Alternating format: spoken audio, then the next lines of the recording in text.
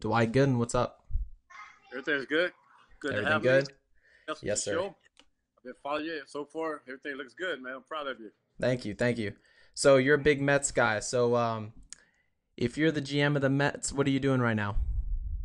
Wow, great question. Right off the bat, I'll see you.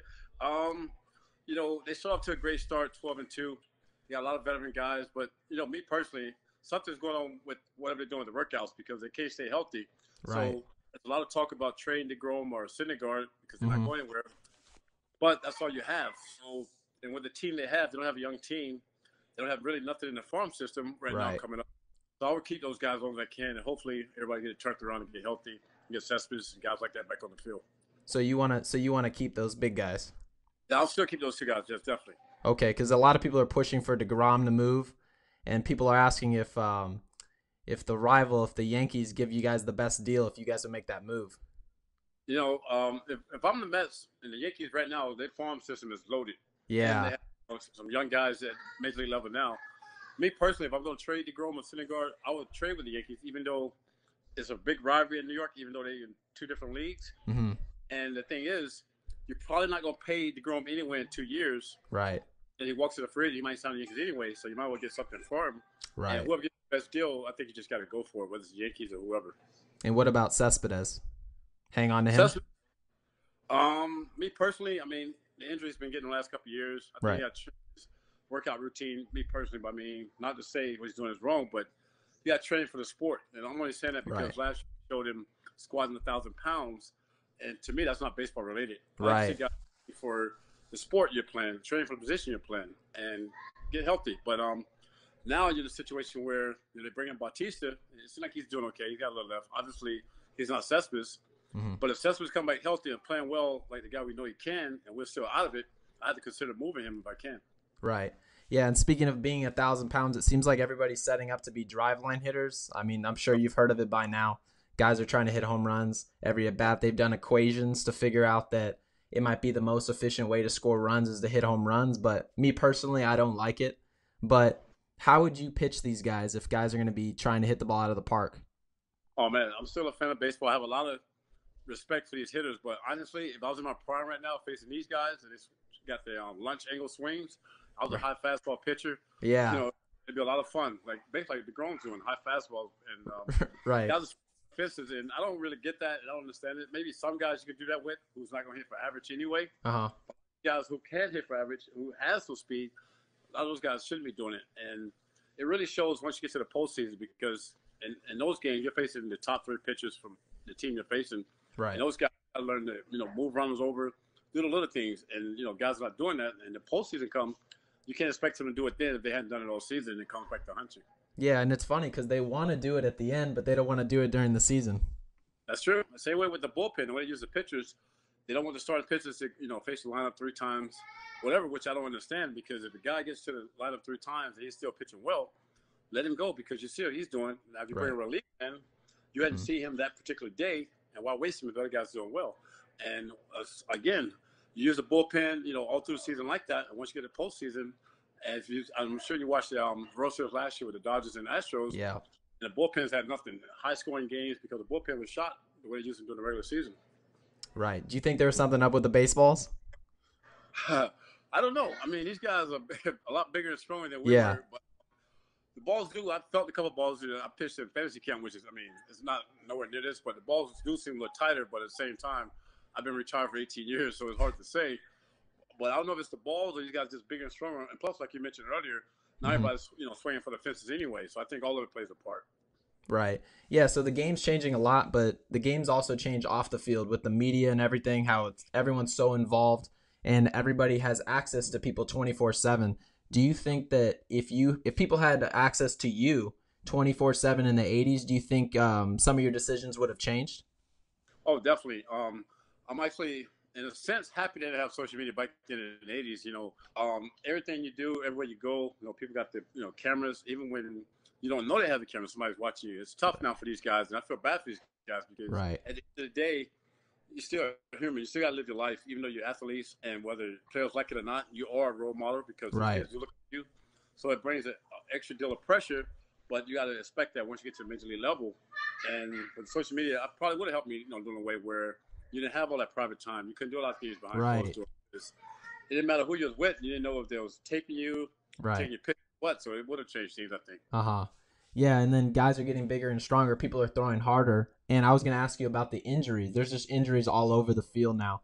Especially, the guys on the mound throwing 98, 99 miles an hour. But the thing to me that I thought was interesting is there were guys still throwing 98, 99 miles an hour, but you guys were able to stay healthy. Do you think that's just wear and tear of being maybe in season all year long as a kid?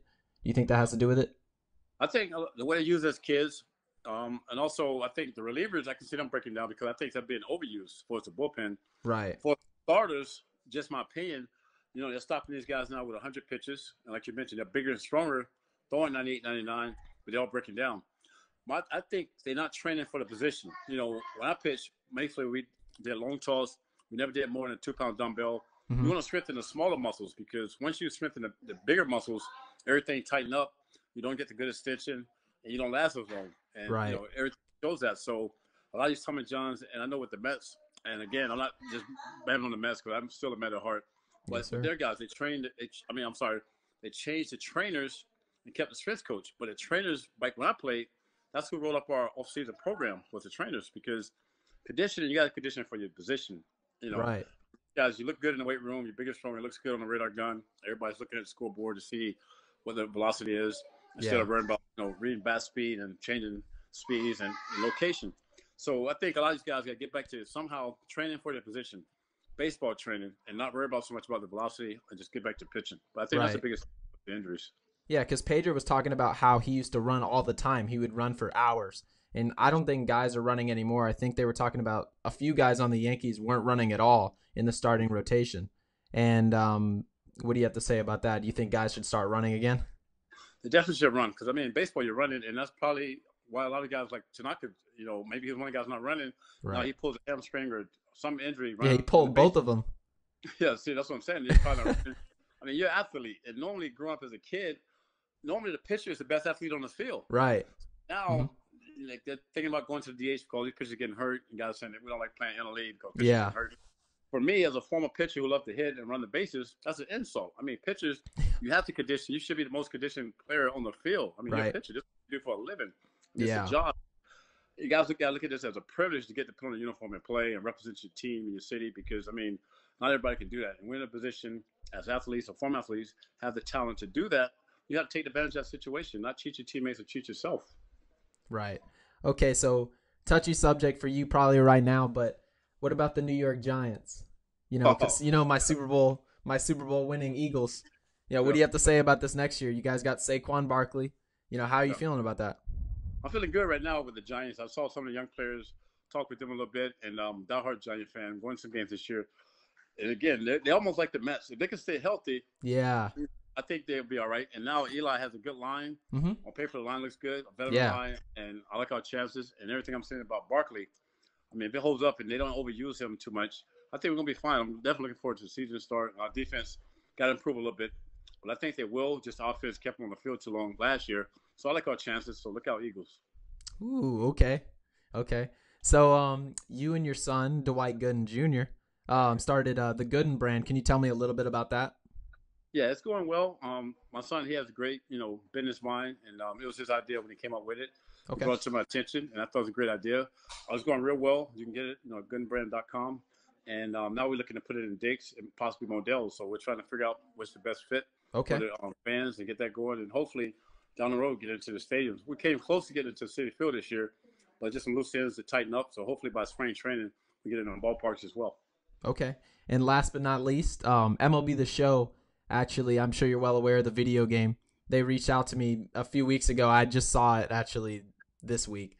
And they wanted me to try to get you in the video game. What do you say about that? I would love that because, growing up, I grew up with the Nintendo RBI game. Okay. And I used to play against my son all the time, and I think we might have played each other as well. Yeah. And so I love that. I should use myself. So, I'm a big kid when it comes to that. So I would love that idea. I'm definitely all in. Yeah, we'll have to set it up. Okay, sounds good. I appreciate that. And you have to look in the camera and make sure you tell them they have to give me the card. Oh, definitely get him the card. He's the man. he's up and coming. And as you see, he's doing a great job. I'm very proud of my nephew. All right. Thank you, Dwight. Thanks for coming on Athletes Wire, man. All right, thank you. Keep up the good work. Love you, Thank you, man. Love you. I thought Dwight was spot on with about everything he told me, except for the fact that the New York Mets should hold on to their stars. I think the New York Mets, honestly, they're 12 and a half games back. I can't see them catching Philly, Washington, or Atlanta, for that matter. I don't even think they have a chance really to pass any of them. And the only thing I really did agree with the Mets was that their trainers, those guys have to go. Dudes are squatting 1,000 pounds. Are you training to cut down a tree? Or are we trying to hit baseballs? If you look at Yoenis Cespedes, this guy looks like a refrigerator with a six-pack and a chain with legs. That to me doesn't make any sense. On a side note, my friend sent me a tweet from Bill Simmons asking his fans or his followers if Brandon Ingram should be traded for Kawhi Leonard. Bill, why would the Los Angeles Lakers not trade someone who might be good in 3 or 4 years? And good, I mean elite. For someone, why would they not trade that guy for someone who's elite right now? And it will lure 2 different superstars to the team if you pull the trigger on this trade. Waiting doesn't make any sense. The Los Angeles fan base is not waiting 4 years. They already waited on D'Angelo Russell. I also saw on Twitter that LeBron James is going to be making his decision on a Space Jam commercial. There is no way that he's staying in Cleveland, Ohio, in a Warner Bros. Los Angeles-based studio. That cannot happen. He wasted 9 years of his career in Cleveland, went to South Beach, had the time of his life, won 2 titles, came back to Cleveland, told them to trade for Kevin Love. For a guy, they got rid of a guy who still can't make a jump shot. And the finger is still pointed at LeBron James, even though Kevin Love is still a better player than Andrew Wiggins to this day, 3 years later. So LeBron, it's time to go to Los Angeles. Lonzo Ball, Paul George, Kawhi Leonard, LeBron James, Kyle Kuzma. Brandon Ingram could be a Spur. It's time to get a coach who knows we have timeouts. It's time to have players who know the score. Let's go.